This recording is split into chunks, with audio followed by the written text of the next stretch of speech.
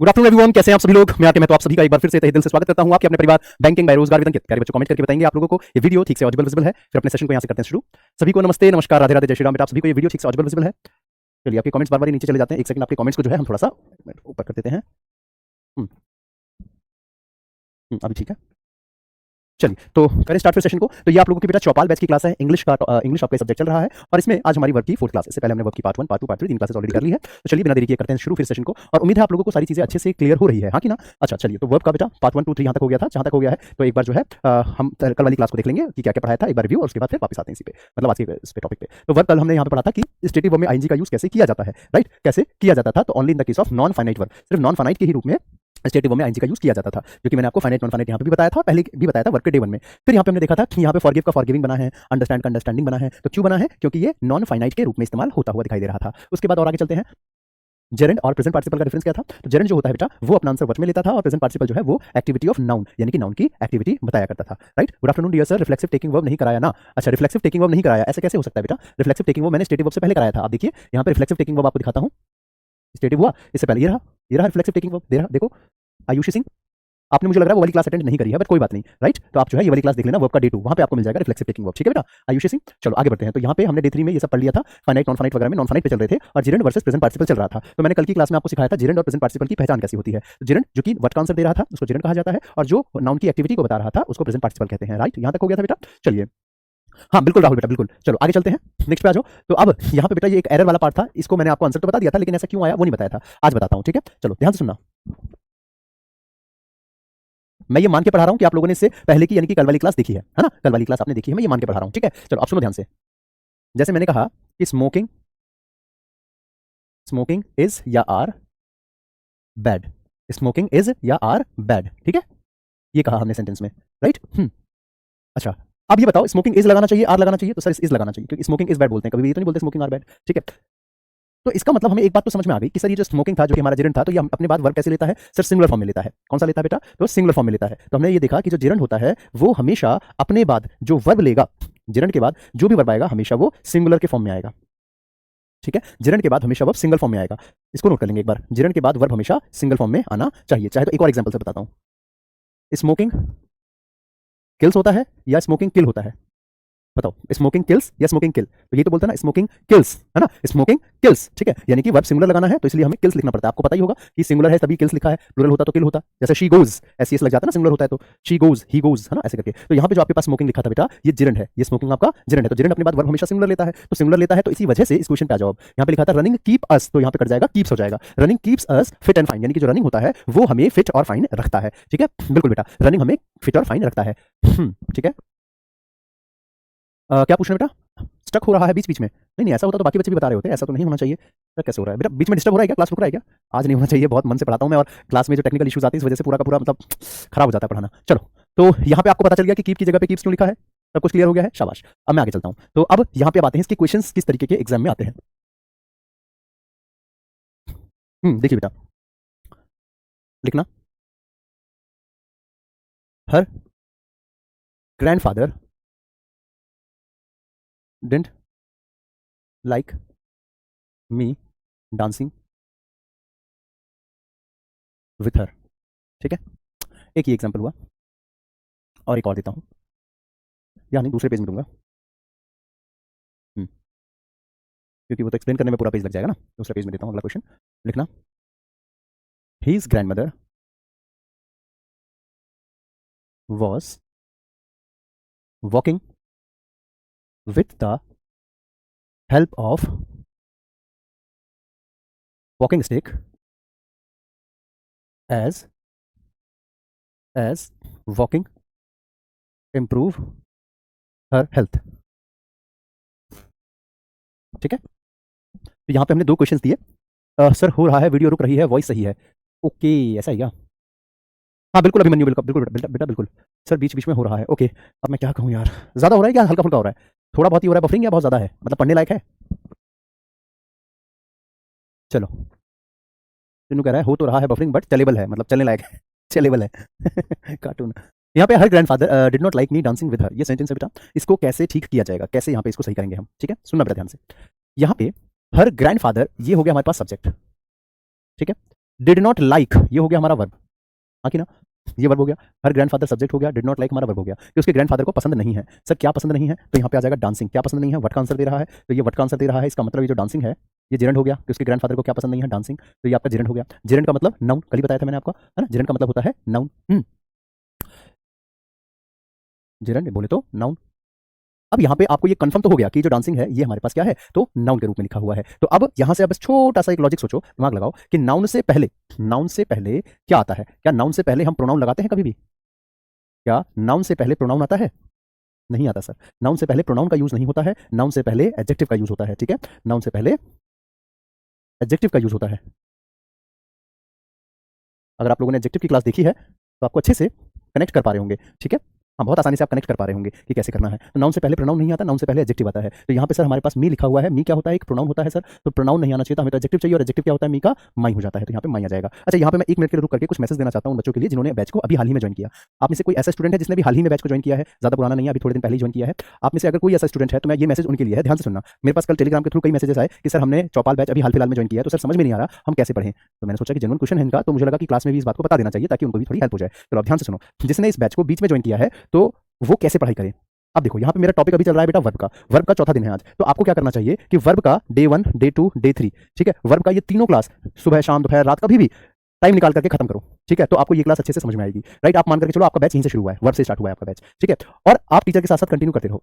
ठीक है, आपको 100 में से 90% समझ में आएगा, 10% कम आएगा। क्यों? क्योंकि आपकी पीछे की चीज छूट गई है, तो कई बार कनेक्ट करने वाली चीज आप नहीं कर पाओगे क्योंकि पीछे की चीजों में दिक्कत है आपको। तो अब उसके लिए आप क्या करो कि यहाँ से आप कंटिन्यू तो कर रहे हो हमारे साथ, लेकिन आप संडे वगैरह को टाइम निकाल के या रात में थोड़ा एक्स्ट्रा टाइम निकाल के, थोड़ा एक्स्ट्रा जग करके आप क्या करें कि रात में एक्स्ट्रा टाइम निकाल करके पीछे की बैचेस, पीछे की क्लासेस खत्म करें। जैसे tense, voice, narration, conditional sentence, article, फिर नाउन, प्रोनाउन, एडजेक्टिव, ये इतने सारे टॉपिक मैंने आपको करा दिए। तो टाइम निकाल करके इन टॉपिक्स को खत्म करो। ठीक है, थोड़ा सा फास्ट करके, मैं कह रहा हूँ डबल स्पीड में भी कर सकते हो आप चाहें तो। ठीक है, और जहाँ पे काम की चीज है उसको नोट्स बनाओ, जो काम करनी फिर आगे बढ़ा दो स्क्रीन, है ना, ऐसे करके। तो आप थोड़ा सा तेजी से खत्म करोगे तो आप बहुत आसानी से हम तक पहुंच पाओगे। ठीक है, यही रास्ता है और कोई रास्ता नहीं है, क्योंकि आप ये सोचे कि नहीं मैं वर्ब से ही स्टार्ट मानूंगा और पूरा एंड में फिर वापस रिसाइकल होकर के पूरा का पूरा जो है एंड में आकर के इसी टॉपिक पे खत्म मानूंगा सिलेबस। तो ऐसे में आपका बेटा एग्जाम आके निकल जाएगा तब तक।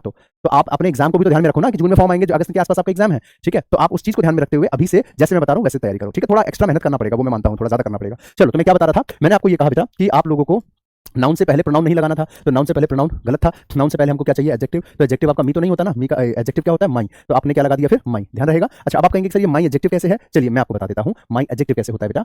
देखो, इनको कहा जाता है पॉजिटिव एडजेक्टिव। क्या कहते हैं बेटा, तो इनको कहा जाता है पॉजिटिव एडजेक्टिव। नए पेज में बता देता हूँ, ये लो लिखिएगा मेरे साथ, मैं कंप्लीट पूरा प्रोनाउन एडजेक्टिव को कंपेयर करके बताता हूँ। ठीक है, लिखो, पर्सनल प्रोनाउन और पॉजिटिव केस। ठीक, देखो पर्सनल प्रोनाउन में हमारे पास एक होता है सब्जेक्टिव केस और दूसरा होता है ऑब्जेक्टिव केस। यहां पे आ जाओ, एक होता है आपके सामने पॉजिटिव एडजेक्टिव, दूसरा होता है पॉजिटिव प्रोनाउन। ठीक है, चलो अब ध्यान से सुनना बेटा, मैं इसको ऊपर नीचे कर देता हूं ताकि प्रोनाउन सारे एक साथ हो जाए और एडजेक्टिव एक साथ हो जाए। रुक जाओ, इसको ऊपर नीचे कर देता हूं। ऊपर लिख लेना पॉजिटिव प्रोनाउन, नीचे वाले में लिख लेना पॉजिटिव एडजेक्टिव। अब ये एक साथ हो जाएगा। ठीक है, चलो ध्यान से सुनो बेटा, अब आज के बाद ये कंफ्यूजन आपकी खत्म हो जाएगी। ठीक है, कंफ्यूजन अब आपकी खत्म हो जाएगी। जितने भी बच्चों को आई, मी, माई इन सब में कंफ्यूजन थी तो उनकी ये दिक्कत खत्म। ठीक, ओके। तो यहाँ पे सब्जेक्टिव केस की बात करें तो I, we, you, they, he, she और इट, ये होते हैं आपके subjective case. I, we, you, they, he, she, it. ठीक है, ऑब्जेक्टिव की अगर मैं बात करूं तो यहाँ पे आपके पास ऑब्जेक्टिव हो जाता है आई का मी, वी का अस, यू का यू ही रहता है, दे का देम, ही का हिम, शी का हर और इट का इट ही रहेगा। राइट, इस तरीके से आपके सब्जेक्टिव और ऑब्जेक्टिव आपके हो जाएंगे। ठीक है, ये सब्जेक्टिव का मतलब होता है जो एज अ सब्जेक्ट की तरह यूज हो रहा है, जैसे कि I am playing, you are playing, we are playing, they are playing, है ना, ऐसे। लेकिन ये होते हैं ऑब्जेक्टिव वाले, यानी कि जो ऑब्जेक्ट की जगह पे आते हैं, जैसे give it to me, give it to you, give it to us, give it to them, the teacher scolded me, the teacher admired me, the teacher admired you, them, him, ऐसे। Positive पे आ जाओ, positive का मतलब होता है मालिकाना अधिकार, किसी के ऊपर मालिकाना हक होना। तो यहाँ पे आई, मी, पॉजिटिव एडजेक्टिव हो जाएगा आपका माई, यानी कि ये मेरी किताब है, this is my book. We, us, our, you, your, they, them, their, he, him, his, she, her, it, its, ऐसे करके आपका हो जाएगा। ये सभी हैं पॉजिटिव एडजेक्टिव। क्या है, पॉजिटिव एडजेक्टिव हो जाएंगे। ठीक है, पॉजेसिव प्रोनाउन की बात करते हैं अब। तो पॉजेसिव प्रोनाउन हो जाएगा आपका, माई का प्रोनाउन होता है माइन, आर का प्रोनाउन क्या होता है बेटा, तो आर्स, ठीक है, थोड़ा बड़ा लिख देता हूं। आर का प्रोनाउन होता है बेटा आपका आर्स। योर की बात करें तो योर का हो जाएगा आपका योर्स, देयर का हो जाएगा देयर्स, क्या हो जाएगा बेटा, देयर्स। हिज का सेम ही रहेगा, चेंज नहीं होगा, हर का हर्स, और इट्स का खाली रहेगा, कुछ मत बनाना, इट्स का खाली रहता है, ठीक है, इट्स का पॉजेसिव प्रोनाउन नहीं होता। तो आपने क्या देखा बेटा, आपने यहाँ पे ये चीज देखी कि ये जितने भी थे यहाँ से लेकर के यहाँ तक, ये सारे हो गए प्रोनाउन, और ये वाले जो हो गए, ये हो गए आपके एडजेक्टिव, ठीक है। तो इन सबके प्रोनाउन ये सारे होते हैं, ठीक है। तो आई मी माइन, इसका एडजेक्टिव हो जाएगा माइन। अब आप यहाँ ये सोचेंगे कि सर यहाँ पे भी हर लिखा है, यहाँ पे भी हर लिखा है, तो हमें कैसे पता चलेगा कि ये वाला कौन सा हर है, कौन सा नहीं है। तो आपको अगर प्रोनाउन की क्लास आपने अगर नहीं देखी है तो आपको थोड़ा सी जानने की जरूरत है। मैंने एडजेक्टिव में पढ़ाया था, प्रोनाउन एडजेक्टिव में, कि पॉजेसिव एडजेक्टिव के बाद नाउन जरूर आता है। आप बिना नाउन के इन शब्द को कभी नहीं लिख सकते, जैसे my pen, your class teacher, यो है ना, their class, our team, my team, your team, his team, her team, मतलब इनके बाद नाउन जरूरी आना, ठीक। तो आपने ये देखा कि बेटा इनके बाद नाउन आना कंपलसरी होता है, इनके बाद नाउन आना जरूरी होता है, ठीक है। हाँ, नोट कर लेना, ये हो गए आपके पॉजेसिव एडजेक्टिव, और यहां से लेकर के यहां तक आपके हो गए प्रोनाउन, ये सारे आपके प्रोनाउन, ठीक है, डन। और इसके बाद नाउन आना जरूरी है, यानी इनके बाद कुछ भी आ जाए तो समझ लेना कि वो नाउन है। इनके बाद कुछ भी आ जाए, कुछ भी मतलब कुछ भी, एनीथिंग, तो वो नाउन कहलाएगा, ठीक है। अब जैसे आप देखिए कि मैं अगर ये स्टेटमेंट कहता हूँ, या मैं सेंटेंस कहता हूँ कि माई कार, तो ये माई कार, तो ये नाउन है। माई पेन, तो ये भी हमारा नाउन है। वैसे ही माई राइटिंग, बोलते हैं ना माई राइटिंग इज गुड, ऐसे करके, तो यानी कि माई राइटिंग भी क्या है, हमारा नाउन है, और नाउन आईएनजी नाउन बन रहा है, इसका मतलब ये हमारा क्या है बेटा, तो जिरंड है, हाँ कि ना, होता है ना बेटा।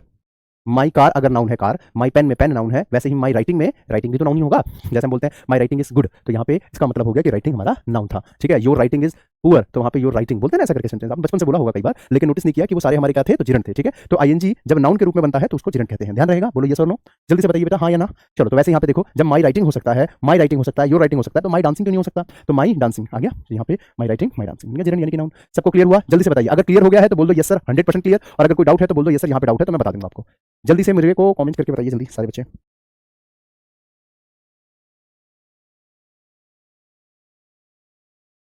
जल्दी बताओ बेटा। आयुषी सिंह, ओके, बताओ फटाफट से बेटा। यस सर, क्लियर है, ओके। जब आप लोग लिखते हो ना सर 100% क्लियर, सच बता रहा हूँ, मेरे को दिल से बड़ी खुशी मिलती है। हाँ बिल्कुल हो सकता है। हम्म, ठीक है, चलिए। तो आप लोगों को ये वाला क्वेश्चन अच्छे से समझ में आ गया, तो चिरण में इस तरीके के क्वेश्चन कभी भी आए आराम से आप कर सकते हैं, ठीक है। अब आते हैं दूसरे टाइप वाले क्वेश्चन। ये देखिए, इसको उतार लिया था, इसको सभी ने नोट कर लिया था, ठीक है। अब इस पे आ जाओ, इस क्वेश्चन का आंसर एक बार आप लोग देखेंगे कि इसको क्या लगता है, इसमें क्या गलती है, ठीक है। सोचो सोचो, मैं आपको पढ़ा चुका हूँ बेटा, ध्यान से करो, ये मैंने पढ़ाया हुआ है आपको, दिमाग लगाओ, सोचो क्या होगा आंसर। हम्म हाँ बिल्कुल आयुष सिंह, समझ गया, बिल्कुल आगे आपको अच्छे से आंसर क्लियर हो गया।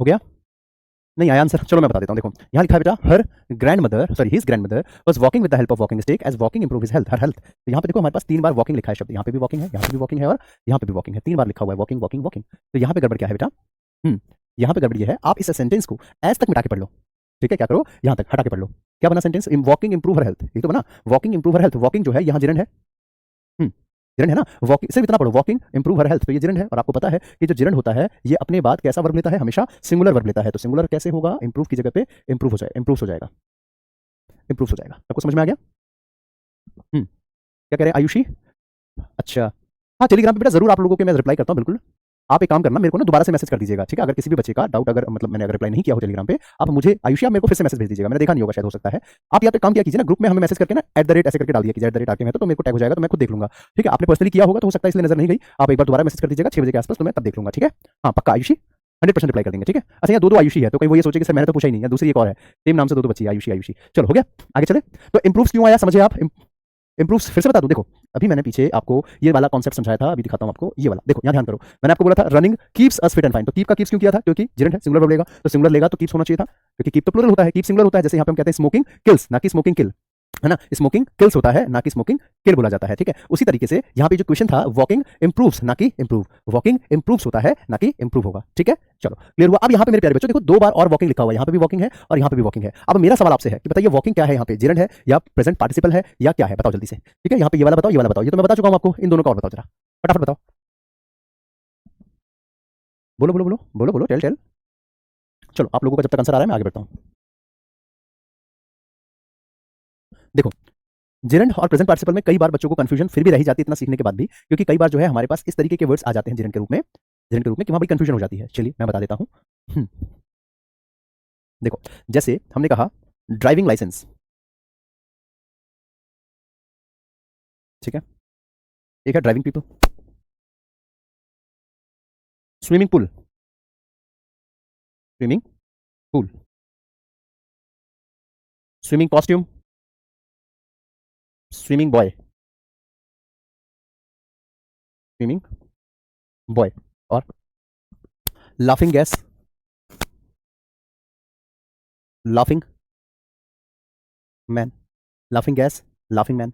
ठीक है, देखो यहां पे बेटा हमारे पास जो है, आप लोग कह रहे होंगे सर ये वॉकिंग हमारा प्रेजेंट पार्टिसिपल है, बट ऐसा नहीं है बेटा, ये प्रेजेंट पार्टिसिपल नहीं है, वो हमारा मेन वर्ब है और ये हमारा जिरंड है। बताता हूं ऐसा क्यों हुआ। देखो, फर्स्ट वाला मेन वर्ब क्यों है बेटा, क्योंकि हमारे पास वॉज वर्ब के साथ आईएनजी आ रहा है। Her his grandmother was walking, past continuous tense है, ये हमारा हेल्पिंग वर्ब, ये हमारा मेन वर्ब हो गया, तो ये तो हमारा मेन वर्ब हो गया। ठीक है, जरूरी नहीं, ऐसा मत करना कि प्रेजेंट पार्टिसिपल और जिरंड में इतने खो गए कि मेन वर्ब ही भूल गए, तो मेन वर्ब तो होता ही है, उसको तो अलग ही रखो, ये मेन वर्ब था, ये और ये जिरंड थे। अब ये जिरंड कैसे है, यहाँ कंफ्यूज हो गए होंगे आप लोग, अभी बता देता हूँ। देखो यहाँ पे मैंने कुछ वर्ड्स लिखे, driving licence, driving people, swimming pool, swimming costume, swimming boy, laughing gas, laughing man, है ना, इस तरीके से कुछ वर्ड्स लिए। अब देखना बेटा गौर से बिल्कुल। अब यहाँ पे जब मैंने कहा कि ड्राइविंग लाइसेंस, तो क्या मैं ये कह सकता हूँ, क्या इसकी मीनिंग आ रही है कि ऐसे लाइसेंस जो कि ड्राइव कर रहे हैं, क्या ये मीनिंग आ रही है कि ऐसे लाइसेंस जो ड्राइव कर रहे हैं? नहीं, ड्राइविंग पीपल, ऐसे पीपल जो ड्राइव कर रहे हैं, हाँ यहाँ पे बन रहा है, इसका मतलब ये प्रेजेंट पार्टिसिपल है।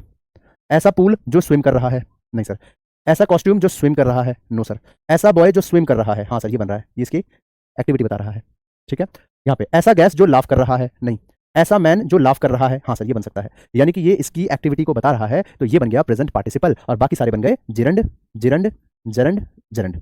समझ में आ गई बात? ठीक है, मैं फिर से दोहराता हूं अपनी बात को। ठीक है, अब जैसे मैंने कहा रीडिंग कॉम्प्रीहेंशन और रीडिंग बॉय, तो ऐसा बॉय जो रीड कर रहा है ये तो बन सकता है प्रेजेंट पार्टिसिपल, लेकिन ऐसा कॉम्प्रीहेंशन जो रीड कर रहा है तो ये तो नहीं बन पाएगा, तो रीडिंग कॉम्प्रीहेंशन में रीडिंग जिरंड है। ठीक है, जैसे ऐसा लाइसेंस जो ड्राइव कर रहा है, नहीं लाइसेंस थोड़ी ड्राइव करेगा, ऐसे लोग जो ड्राइव कर रहे हैं ये बन सकता है। ठीक है, ऐसा पूल जो स्विम कर रहा है, ऐसा कॉस्ट्यूम जो स्विम कर रहा है, ऐसा बॉय जो स्विम कर रहा है, तो बॉय के केस में स्विमिंग एक्टिविटी हो रही है। ऐसा गैस जो लाफ कर रहा है, गैस थोड़ी लाफ करता है, ऐसा मैन जो लाफ कर रहा है, तो ये इसकी एक्टिविटी है, तो जो एक्टिविटी बता रहा है वो प्रेजेंट पार्टिसिपल है, बाकी सारे जिरंड, जिरंड, जिरंड, जिरंड। अब आप लोग ये मन में सोच रहे होंगे कि सर जिरंड के बाद नाउन कैसे आ रहा है? क्यों नहीं आ सकता भाई, दो नाउन के साथ में नहीं आते कभी, बताना जरा मुझे। दो नाउन हम साथ में नहीं लिख सकते क्या? बिल्कुल लिख सकते हैं सर। भाई जिरंड जो होता है उसकी कैटेगरी क्या होती है? नाउन की कैटेगरी का होता है ना, नाउन की कैटेगरी का होता है जिरंड। तो ये जिरंड जब नाउन होता है तो नाउन प्लस नाउन, याद करो क्या होता है, दो नाउन जुड़ते हैं तो क्या बनते हैं बच्चों? तो noun plus noun compound noun, noun plus noun compound noun, याद आया? Noun plus noun compound noun. तो यहाँ पे हम ये बोल सकते हैं ऐसा स्टिक जो वॉक कर रहा है, नहीं। ठीक है, तो यहाँ पे स्टिक वॉक नहीं करता, तो यहाँ पे हमारे पास जिरंड नहीं होता, तो ये noun plus noun compound noun, noun plus noun compound noun बन गया। तो यहाँ पे हम इसको ऐसे मेंशन कर सकते हैं कि भाई noun plus noun is equal to compound noun. ठीक है, तो इसका मतलब ये हो गया कि लाफिंग गैस, स्विमिंग पूल, ठीक है, या फिर ड्राइविंग लाइसेंस, स्विमिंग कॉस्ट्यूम, ये सारे हमारे कंपाउंड नाउन बन गए। एक बार कमेंट करके बताइए आयुषी सिंह क्लियर है? गौरव सिंह, अच्छा वो भी आयुषी सिंह है, ये भी आयुषी सिंह है, बहुत बढ़िया। और उसके बाद रोशनी, चिन्नू बाबू, नताशा, ठीक है, डन डन डन डन, जल्दी बताओ बेटा। तो ये हमारा जो वॉकिंग स्टिक है ना, ये हमारा बन गया noun plus noun compound noun. ठीक है, किसी को कोई डाउट तो नहीं है यहां तक? बोलो जल्दी से, बोलो बोलो बोलो बोलो।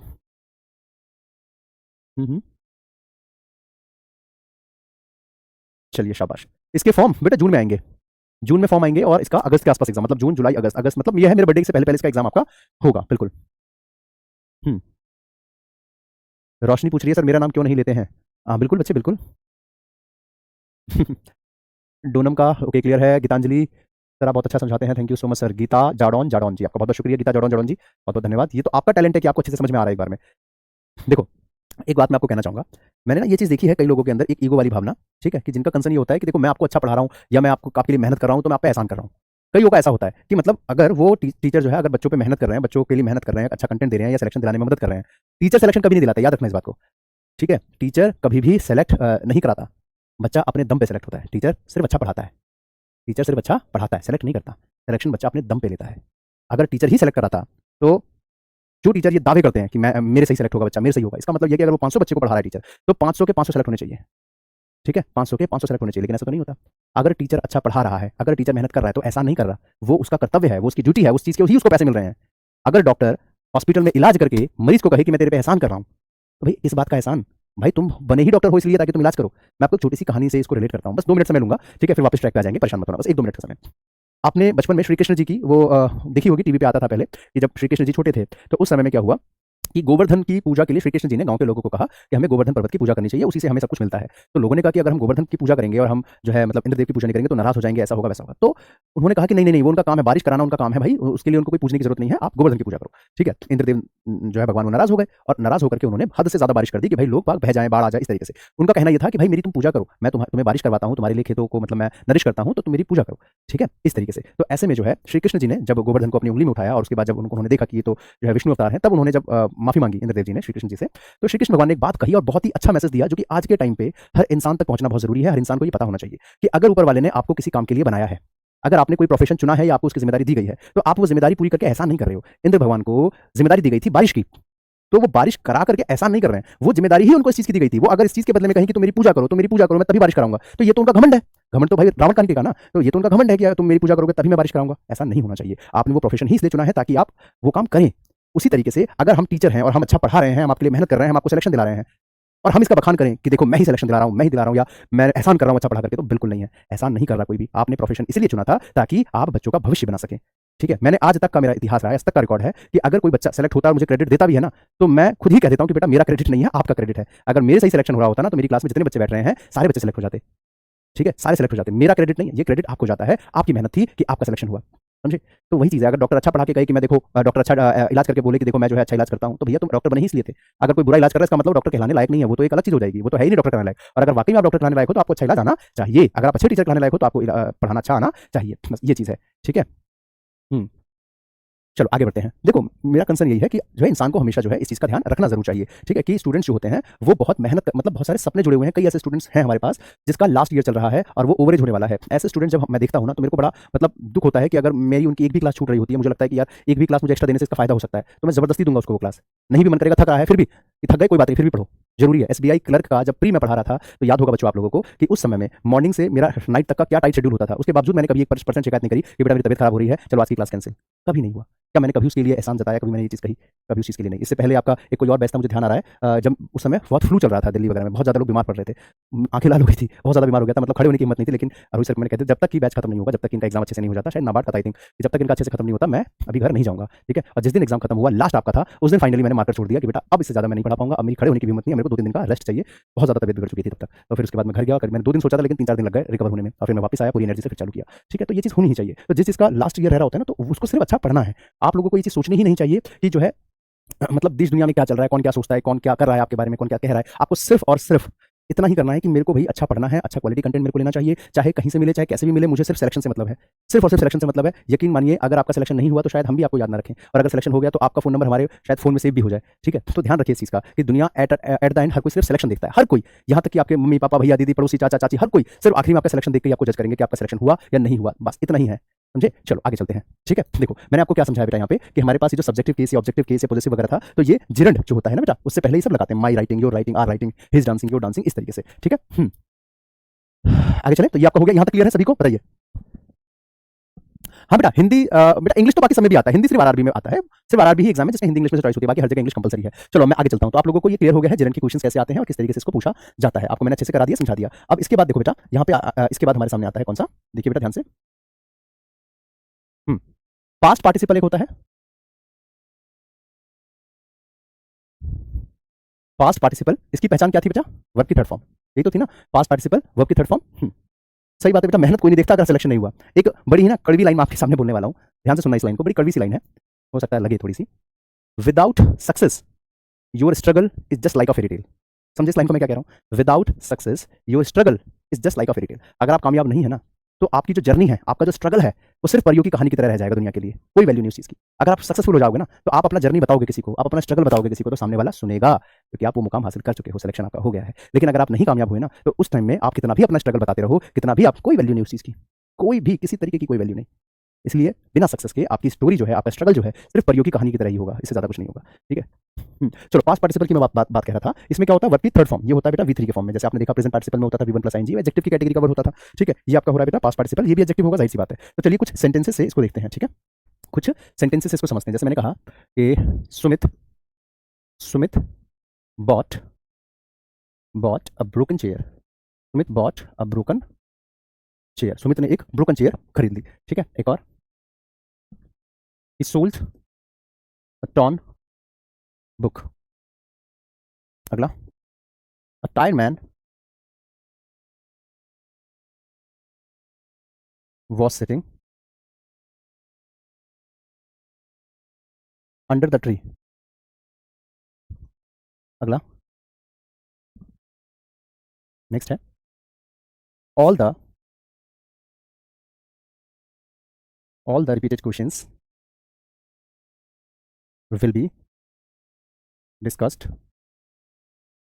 in the next class. अगला, अब यहाँ पे जितने भी वर्ब की थर्ड फॉर्म्स आपको दिखाई दे रही है ना, आपको उसको अंडरलाइन करना है, ठीक है। अच्छा, अगला लिखिए, a repaired car was sent to my office. ठीक है, the repaired car was sent to my office. चलो, अब यहाँ पे जितने भी वर्ब की थर्ड फॉर्म्स हैं उसको अंडरलाइन कर लेंगे सारे बच्चे, जितने भी दिख रहे हैं सभी को। देखो, इन सभी में कहाँ पे दिखेंगे, सबसे पहले आप देखिए यहाँ पे लिखा है बॉट, यहाँ तो वर्ब की सेकंड फॉर्म हो जाएगी बॉट, यहाँ पे ब्रोकन है, ठीक है। और उसके बाद यहाँ पे आपका देखो बेटा सोल्ड, टॉन बुक, यहाँ पे आपका टायर्ड, यहाँ पे आपका लिखा बेटा रिपीटेड, यहाँ पे डिस्कस्ड, तो मिट गया डिस्कस्ड, उसके बाद यहाँ पे रिपेयर्ड और यहाँ पे सेंट, यहाँ पे सभी आप देख सकते हैं वर्ब की थर्ड फॉर्म के रूप में लिखा हुआ है। अब इनमें से कौन कौन सा है जो आपका पास्ट पार्टिसिपल है और कौन सा नहीं है, अभी देखते हैं, जल्दी जल्दी से उतार लो।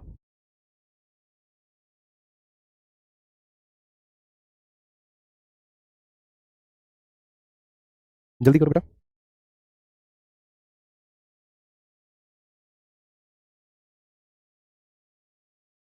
हाँ अच्छा चलिए, ओके बेटा, यहाँ तक उतार लिया। चलो एक काम करें, समय भी समाप्त हो गया है ऑलमोस्ट, अभी काम करते हैं, इसके आगे की चीजें जो हैं हम करेंगे नेक्स्ट क्लास में, ठीक है। इसके आगे का जो पार्ट है वो अगली क्लास में देखते हैं कि इनमें से कैसे पहचानेंगे कि कौन सा बेटा हमारा प्रेजेंट पार्टिसिपल है और कौन सा पास्ट पार्टिसिपल है और कौन सा मेन वर्ब है, ठीक है। तो यहाँ तक अभी फिलहाल इसको रखते हैं और बाकी इसके आगे हम कल करेंगे। चलो, उम्मीद कर रहा हूँ आप लोगों को अच्छे से सारी चीजें क्लियर हो गई होगी, ठीक है।